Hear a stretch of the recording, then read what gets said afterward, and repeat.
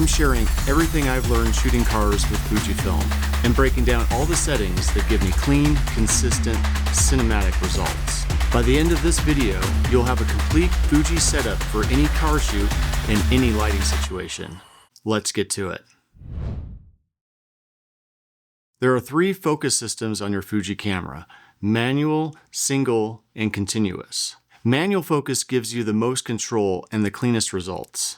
Fuji nails focus tools, focus peaking, focus check magnification, as well as autofocus plus manual focus for fine tuning. And these are perfect for badges, headlights, stitching, carbon fiber, screens, and interiors.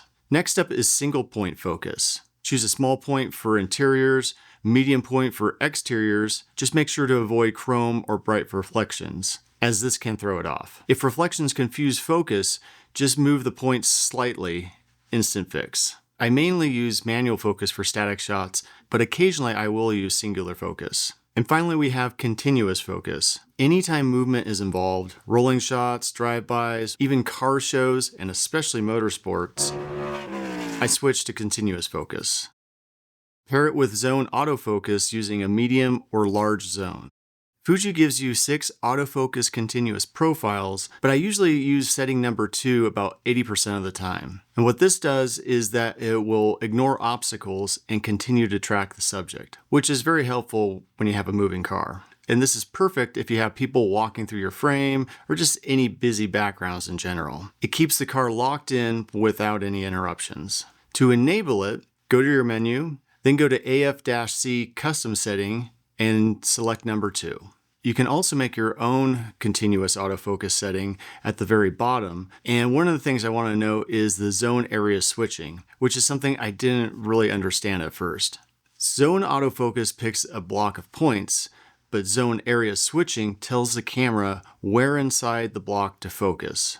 So you have 3 choices: center, auto, and front. Use front for cars because the bumper and headlights are always closest to the camera. Another focus setting I didn't really understand at first is autofocus plus manual focus. Autofocus plus manual focus lets autofocus get close, and then you can refine the focus manually. This is perfect for interiors and detail shots, but it doesn't work that well on moving cars. Autofocus plus manual focus can't reliably refine focus when the focus distance is constantly changing. Therefore, I would recommend only using it on static shots where the car is parked. Another setting that you might notice is Interlock Spot Auto Exposure. What the hell does that mean? Spot metering normally reads the center even if your focus point isn't there. Turn Interlock Spot Auto Exposure on and the camera meters you where you focus. So this is really helpful for any kind of chrome or metallic or any kind of reflective surfaces. To enable it, go to Menu, Autofocus, Manual Focus, then go to Interlock Spot Auto Exposure and turn that on. White balance.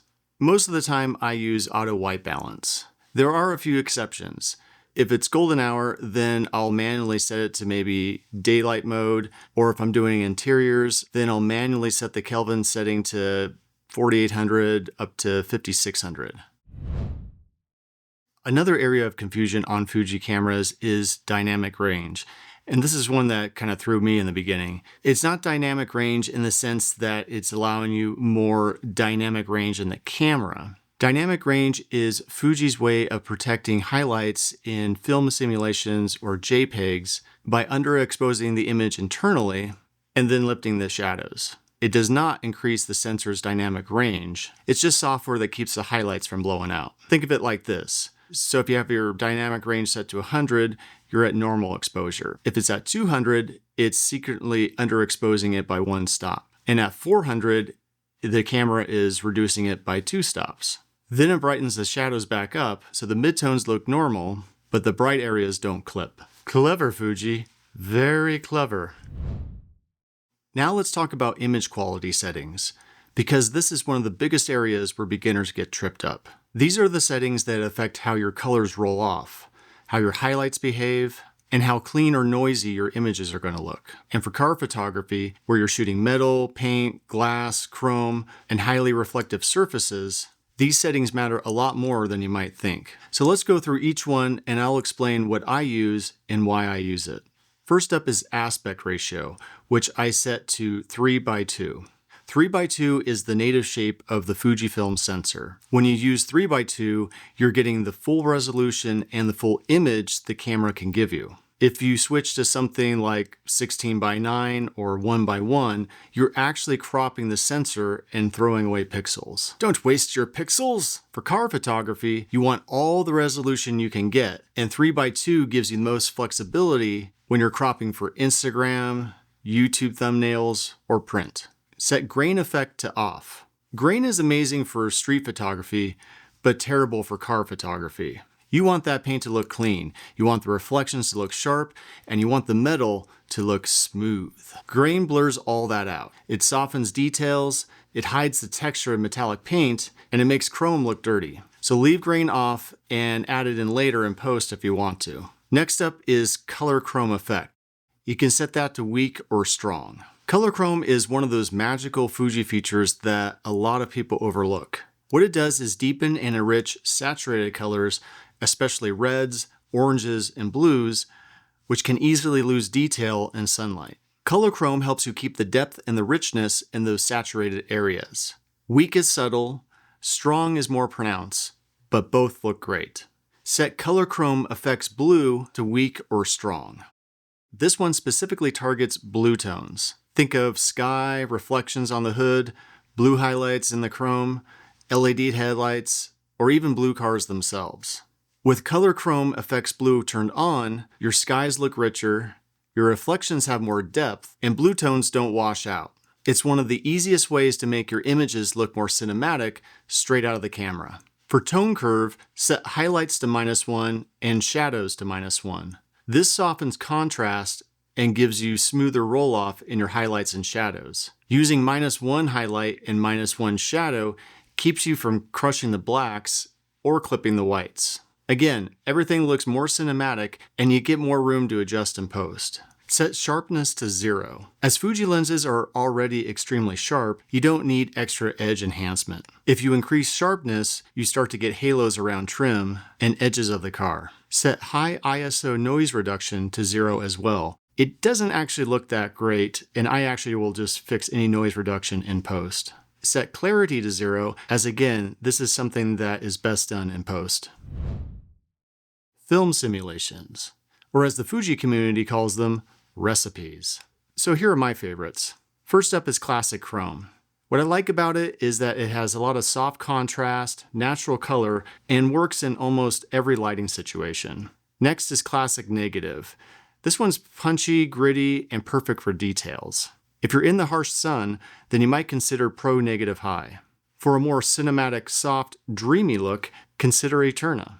And for a modern, clean, and more accurate look, I would choose Rila Ace.